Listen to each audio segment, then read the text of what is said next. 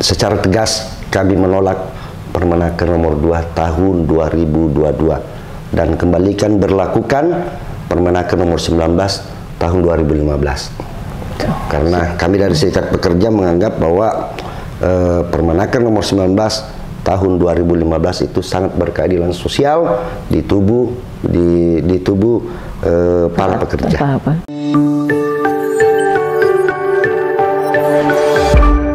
Assalamualaikum warahmatullahi wabarakatuh. Apa kabar teman-teman Bunda? Kembali lagi bersama Bunda di Inspirasi Bunda, dari hati menginspirasi. Dan sore ini, kesempatan ini, Bunda sudah bersama dengan salah seorang dari petinggi sebuah organisasi atau serikat buruh yang ada di Sulawesi Selatan. Kita sapa beliau. Assalamualaikum. Waalaikumsalam, Bunda. Ya, ini beliau adalah Pak Saparudin SH. Beliau adalah Sekretaris Umum Federasi SPTI, kepanjangan dari Serikat Pekerja Transport Indonesia, yang berafiliasi ke KSPSI, ya, yang kepanjangan dari Konfederasi Serikat Pekerja Seluruh Indonesia. Nah, beliau ini Bunda biasa panggil dengan Om Boy, ya, Pak, itu sapaan akrab beliau. Nah, kenapa beliau hadir di sini di acara Inspirasi Bunda? Karena ada satu isu yang luar biasa yang akhir-akhir ini kita dengar, yaitu tentang JHT. Apa itu JHT? JHT adalah jaminan hari tua yang memang diperuntukkan untuk para tenaga kerja atau pekerja, ya, seperti itu ya, dan atau buruh, ya, mungkin seperti itu ya. Nah, untuk mengetahui lebih jauh seperti apa dampak dari isu JHT ini, karena adanya keluarnya sebuah keputusan Menteri, ya, Menteri Tenaga Kerja nomor 2 tahun 2022 tentang tata cara pembayaran JHT ini, inilah yang menuai banyak kontroversi di masyarakat, ya, khususnya pada teman-teman serikat pekerja. Nah, kita mau dengarkan langsung seperti apa sebenarnya kondisi teman-teman di serikat pekerja ketika mendengar atau mengetahui keluarnya tata cara pembayaran JHT yang terbaru dari Menteri Tenaga Kerja kita. Oke, kita langsung saja tanya beliau. Om Boy, ya, bagaimana reaksi teman-teman, ya, sebagai sekretaris Sekretaris Umum Federasi SPTI, ya, pastikan mendengar banyak keluhan, curhatan dari teman-teman pekerja yang berada di bawah SPTI ini. Nah, bagaimana curhatan mereka ke federasi, ke serikat pekerja ini? Silakan Om Boy. Ya, terima kasih Bunda. Ya, pertama-tama tentunya saya sangat bersyukur atas diundangnya saya di channel YouTube, ya, broadcastnya Bunda tentang Inspirasi Bunda. Dan saya sangat bersyukur dengan tema tentang isu JHT, dan ini sudah menjadi polemik, Bunda, ya, sudah menjadi polemik di tengah-tengah kaum pekerja. Jadi pada prinsipnya kami dari aktivis pekerja, dalam hal ini pekerja juga langsung, itu menolak. Artinya menginstruksikan, menganjurkan, dan untuk Permenaker nomor 2 tahun 2022 tentang tata cara pembayaran jaminan hari tua tersebut dicabut, kembalikan ke Permenaker nomor 19 tahun 2015. Oh, jadi ada Permenakernya sebelumnya, ya, yang tahun nomor 19 tahun 2015. Selama ini teman-teman pekerja sudah merasa nyaman dengan Permenaker, iya, itu, dan tiba-tiba kemudian Ibu Menteri merubahnya, melakukan revisi terhadap itu, ya, dan itu terjadi penolakan oleh teman-teman. Sudah pasti Bunda, karena kami juga tidak tahu tendensi pemerintah sekarang ini untuk kaum buruh itu sangat gimana, ya, sangat memang tidak sama sekali tidak ada mengarah ke keberpihakan gitu, ya, kepada masyarakat buruh, kaum pekerja dan buruh, untuk bagaimana mensejahterakan rakyat itu sendiri.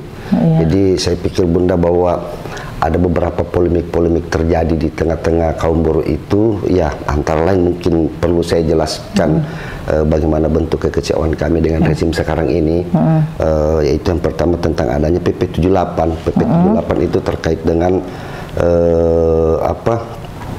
upah minimum, karena selama ini kan itu di upah minimum itu tergantung dari pendapatan per kapita atau income yang terjadi di provinsi masing-masing. Tetapi dengan adanya PP 78 itu diatur oleh secara nasional. Nah, sementara kami masyarakat buruh di Sulawesi Selatan ini tentunya pada saat era Gubernur Pak Syahrul Yassin Limpo itu 10 tahun beliau itu income-nya Sulawesi Selatan itu sangat luar biasa sampai melampaui tingkat nasional. Jadi belum selesai juga itu, Bunda. Muncul lagi Omnibus Law. Omnibus Law.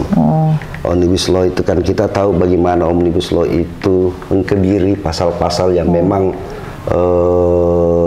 tidak berpihak kepada kaum pekerja. Nah, antara lain misalkan ini adanya ter-PHK, adanya PHK sepihak, itu kalaupun melalui bipartit, tripartit sampai kepada PHI, Perselisihan Hubung Industrial dalam hal ini mungkin sampai beracara di pengadilan negeri. Undang-Undang 13 itu sudah jelas bahwa ketika terbukti bahwa ini ada PHK sepihak, itu harus dibayarkan 2 kali ketentuan. Sementara sekarang ini di Omnibus Law itu terjun bebas, Bunda, itu 0,75. Nah, terlepas daripada itu, belum juga selesai permasalahan kami tentang Omnibus Law, Undang-Undang Nomor 11 Tahun 2020, muncul lagi yang lagi tren ini, yang lagi berpolemik lagi, isu tentang bukan lagi isu, tetapi rencana Permenaker ini kalau nggak jadi dicabut, jadi berlaku di 4 Februari ya, kalau tidak salah. Kemarin 4 Mei. Berlaku di 4 Mei. Nah, kenapa secara keseluruhan kaum buruh dan pekerja itu menolak, Bunda? Ya tentunya ini sangat bertentangan dengan Undang-Undang SJSN atau Undang-Undang Nomor 40 Tahun 2004. Menolak. Itu sangat bertentangan karena tidak mensyaratkan, tidak ada regulasi sebelum keluarnya Permenaker ini mensyaratkan bahwa JHT itu boleh dibayarkan atau boleh dicairkan di usia 56 tahun. Jadi memang ini Permenaker nomor 2 tahun 2022 ini sangat bertentangan dengan aturan perundangan. Aturan perundangan apa tadi? SJSN, Undang-Undang Nomor 40 Tahun 2000. Nomor berapa? 2002 ya? Nomor berapa? Nomor 40. Nomor 40 tahun 2002. Jadi tentang apa tadi? Tentang sistem jaminan sosial nasional. Oke. Oh, jadi ini bertentangan ya. Jadi disinyalir terindikasi bahwa Permenaker nomor 2 tahun 2022 ini bertentangan dengan aturan di atasnya, yaitu Undang-Undang SJSN ini. Oke. Nah, sampai saat ini perjuangan teman-teman buruh, teman-teman federasi itu seperti apa, Om Boy? Ya, untuk bisa mencabut atau melakukan revisi terhadap Permenaker ini. Jadi begini, Bunda, kami sudah melakukan beberapa kali aksi damai terkait dengan penolakan Permenaker nomor 2 tahun 2022 ini, dan alhasil aksi damai besar-besaran di Kemenaker tersebut Bapak Presiden itu dengar. Sehingga makanya kan kemarin Pak Presiden turun tangan, dan memanggil siapa namanya, Ibu Menteri dan Pak Menteri Koordinator Koordinator Menteri itu siapa namanya, Pak Pratikno. Melalui Pratikno menyampaikan bahwa Presiden menganjurkan untuk jaminan hari tuanya pekerja itu disederhanakan, dan Presiden menganjurkan kepada Kemenaker bahwa revisi. Tapi kami dari kaum serikat pekerja, dalam hal ini saya selaku aktivis pekerja Bunda, jangan direvisi, dicabut saja itu. Tetap berlakukan Kemenaker nomor 19 tahun 2015. Nomor 19. Karena Kemenaker nomor 19 tahun 2015 itu sangat berkeadilan sosial 19 tahun berapa tadi? Di kaum pekerja. Tahun 2015. 2015 ya. Ini yang menjadi dasar awal tentang JHT ya. JHT, dan kemudian tiba-tiba direvisi menjadi kan lagi mau direvisi, mau dicabut dengan berlakunya nanti Kemenaker nomor 2 tahun 2022 berarti dicabut ya. Ya otomatis yang nomor 19 dicabut. Ini dicabut ya. Karena substansinya sama Bunda. Betul, tentang tata cara pembayaran JHT itu. Ya. Dan sebagai sebuah informasi kepada Om Boy, fraksi PKS di DPR RI salah satu fraksi yang vokal dan sudah membuat sebuah pernyataan resmi, pernyataan politik meminta ke Ibu Menteri untuk mencabut, bukan merevisi ya, tapi mencabut ya. Permenaker nomor 2 tahun 2022, karena teman-teman fraksi PKS di DPR RI juga merasa sangat tidak adil dan sangat tidak manusiawi memperlakukan itu dengan klausul yang itu tadi ya. Jadi sebenarnya teman-teman ada klausul yang sangat sangat substantif di Permenaker nomor 22 tahun 2022 ini, yaitu terkait dengan pembayaran JHT ini. Nah, inilah kemudian yang memicu protes dari teman-teman buruh ya. Bayangkan teman-teman bahwa selama ini dengan adanya Kemenaker nomor 19 tahun 2015 bahwa JHT teman-teman pekerja itu bisa diambil kapan saja ya, seperti itu ya. Pada saat PHK boleh diambil ya, pada saat mengundurkan diri juga bisa diambil, di usia kapanpun, di usia berapapun dia bisa ambil ya, karena itu memang uangnya, haknya mereka. Nah, setelah adanya Permenaker nomor 2 tahun 2022 ini, Ibu Menteri mensyaratkan 3 hal pencairan JHT ini. Yang pertama, usia pensiun ya, di usia 56 tahun tertulis di situ klausulnya. Kemudian kedua, meninggal dunia. Yang ketiga, dia cacat. Ya, cacat permanen, cacat total, cacat permanen. Nah, ini 3 kondisi ini sangat memberatkan teman-teman pekerja di lapangan ya. Bagaimana tidak, ini kemarin teman-teman fraksi PKS di DPR RI juga sudah mengangkat beberapa kasus bagaimana teman-teman pekerja itu sangat terbantu dengan JHT di masa pandemi ini, Om Boy. Ya, banyak sekali kasus PHK, dan alhamdulillah mereka teman-teman pekerja bisa survive dengan dana JHT yang mereka cairkan. Nah, kalau misalnya diterapkan 3 syarat ini kan kasihan. Nah, sekarang kondisinya kita belum keluar dari masa pandemi, ya, belum keluar dari masa pandemi. Teman-teman pekerja itu masih belum stabil kondisi ekonominya, ditambah lagi seperti ini sehingga mereka ya, padahal harapan mereka di JHT ini, di JHT salah satu harapan mereka. Nah, kira-kira Om Boy, selain itu teman-teman mungkin ya, teman-teman Bunda mungkin ada yang penasaran, kata anak-anak muda kepo ya. Sebenarnya bagaimanakah sistem JHT ini, Om Boy? Apakah iuran JHT ini dipotong dari gaji buruh atau karyawan setiap bulan, atau seperti apa? Kesadaran sendiri untuk membayar iuran atau bagaimana sebenarnya? Ya. Jadi sistem JHT itu kan diatur oleh Undang-Undang Nomor 24 Tahun 2011 ya, tentang Badan Penyelenggara Jaminan Sosial. Dalam hal ini BPJS. Ya, BPJS. Itu ada program di dalam. Ada beberapa program di dalam, Bunda. Ada jaminan kematian, ada jaminan kecelakaan kerja, ada jaminan hari tua. Nah, jaminan hari tua inilah JHT. Tetapi semua program tersebut kan ada PP-nya, Bunda. Nah, terlepas daripada itu semua, tentunya kita sekarang dalam substansi JHT. Jadi JHT itu diatur oleh yaitu dia BPJS, bahwa diwajibkan untuk pekerja untuk membayar 2%. 3% dari owner tersebut. Pengusaha 3%, Jadi 2% dari pekerja tersebut. Jadi 5% semua. 5% semua. Jadi misalnya contoh ini Om Boy, biar teman-teman Bunda juga jadi clear toh. Jadi misalnya si A pekerja. Jadi ketika dia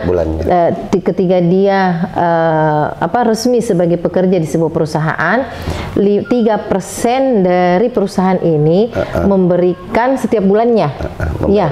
Membayarkan iuran setiap bulan untuk JHT. Dan 2%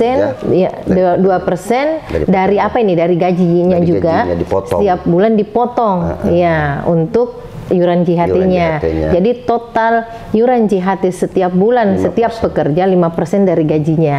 Nah, lumayan. Jadi di situ kami berpikir, Bunda, kenapa pemerintah kepo? Padahal itu kan sama sekali 1 sen pun tidak ada uangnya pemerintah di dalam. Loh, ini uang kami, kenapa mau diatur sama kalian? Kenapa kamu kepoin kami? Betul. Nah, itu dia. Tetapi kan ini uangnya perusahaan, bukan uang pemerintah ya? Uangnya bukan juga uangnya perusahaan. Maksudnya perusahaan wajib. Dan itu membayarkan pekerjaannya 30%. Betul. Kalau dia tidak menjamin JHT-nya, 3% tersebut diakumulasikan lagi, dibayarkan di gajinya per bulan ke per hari. Jadi memang sudah masuk dalam variabel gaji gitu ya, kewajiban perusahaan. Ya, dan pertanyaan kritisnya ya dari teman-teman serikat, apa urusannya katanya? Apa urusannya pemerintah mau mengatur-ngatur uang kami ya? Ya seperti itu ya, Om Boy. Kalau memang tujuannya baik, karena saya dengar itu dari sanggahan Ibu Menteri bahwa ini Permenaker nomor 2 tahun 2022 ini sebenarnya tidak ada masalah dan bagus ke depannya. Ini dengan adanya dimunculkannya program JKP, jaminan kehilangan pekerjaan. Dan saya dengar menurut berita online bahwa itu sebenarnya udah dianggarkan 6 triliun sekian miliar, miliar. Itu menurut Ibu Ida Fauzi ya, Ibu Menteri. Nah, di sini memang kami tahu dari pekerja itu tahu, 6 triliun. Tetapi seberapa besar kamu mau kasih kami tunai?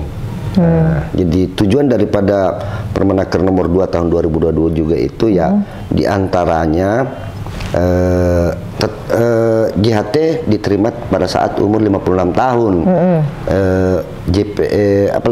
Jaminan kehilangan JKP, jaminan kehilangan pekerjaan itu diterima pada saat kehilangan pekerjaan, PHK atau mundur. Nah, sekarang kami berpikir berapa besarannya itu yang pertama, Bunda ya. Jangan sampai cuma kamu kasih kami tunai, potong lagi kiri kanan. Kita tahu Indonesia bagaimana, Bunda. Terus ya tidak ada garansi ya untuk bisa. Kalau JHT ini itu sekarang bulanan, setiap bulan. Jadi bisa dihitung. Ya, jadi masing-masing pekerja itu bisa menghitung dana JHT saya itu nanti kalau saya ambil sudah sekian. Karena sudah ada prosentasenya yang. Saya juga menganggap, Bunda, bahwa jaminan kehilangan pekerjaan itu Indonesia belum siap, Bunda. Tadi berapa persen katanya, berapa nilai yang dialokasikan untuk itu? Baca itu sudah 6 triliun, 6 triliun sekian ratus miliar. Sekitar 6 triliun. 6 triliun lebih malah, Bunda. Dan itu sudah pernah dinikmati oleh teman-teman serikat? Itu kan baru program.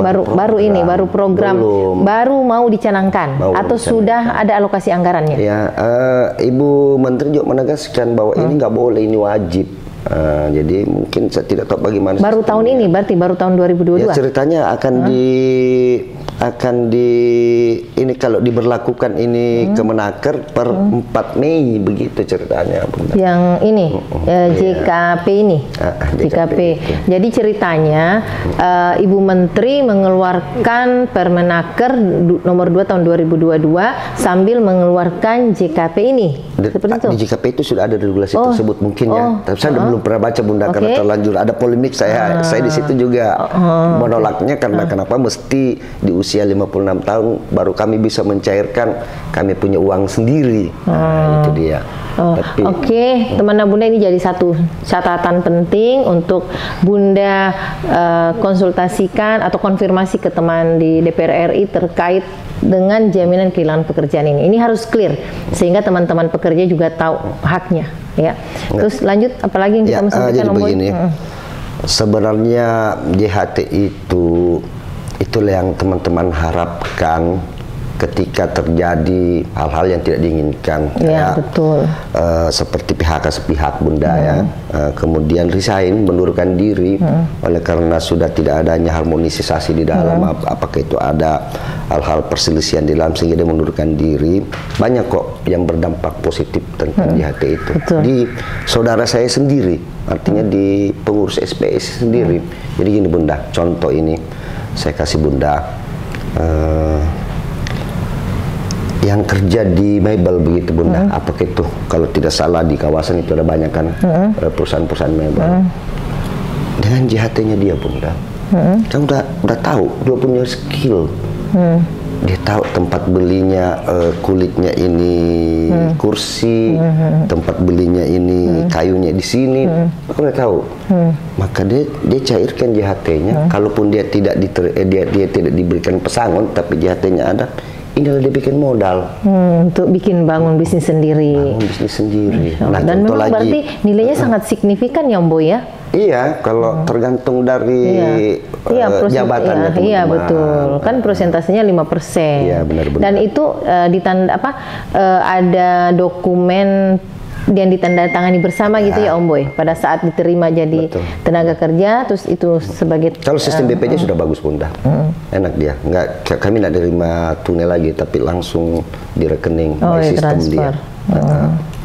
Jadi dampak positifnya sebenarnya sangat bagus itu JHT, makanya pasti 1000% ditolak oleh para kaum pekerja dan buruh, Bunda, tentang Permenaker nomor 2 tahun 2022 ini. Kalau saya sih ya jangan direvisi, tapi dicabut saja.